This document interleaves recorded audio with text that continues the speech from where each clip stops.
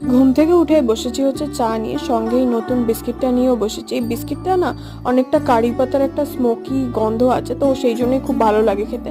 এখন মোটামুটি দুপুর 2টো মতো বাজে, আমি যাচ্ছি হচ্ছে মাসির বাড়ি। অ্যান্ড যাওয়ার পথে আমাদের রাসমাটে দেখতে পাচ্ছ কত ভিড় হয়েছে।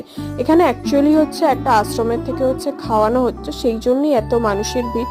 তো যা হোক করে তো মাসির বাড়ি পৌঁছেছি। মাসির বাড়ি পৌঁছে একটু গল্প টল্প করে একেবারে লাঞ্চ করতে বসে পড়েছি। অল্পই খেয়েছিলাম, কারণ আমার বয়ফ্রেন্ড ফোন করে বলেছিল চ প্রসাদ খেতে যাওয়া হবে। তো প্রসাদ খেয়ে তারপরে আমরা দুজন একটু ঘুরতে বেরিয়েছিলাম। মানে আমরা সচরাচর স্কুটি নিয়ে সারাক্ষণ ঘুরি, খুব কম আমরা এরম হাঁটি।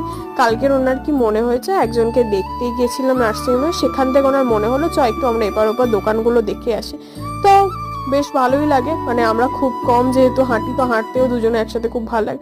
তো এখন তো ফাইনালি আমি বাড়ি এসে বসেছি হচ্ছে আমার কাজ নিয়ে। মাসির বাড়ি তো নামেই গেছিলাম, বেশিক্ষণ থাকতেই পারিনি। দেখা হচ্ছে নেক্সট ব্লগে, টাটা।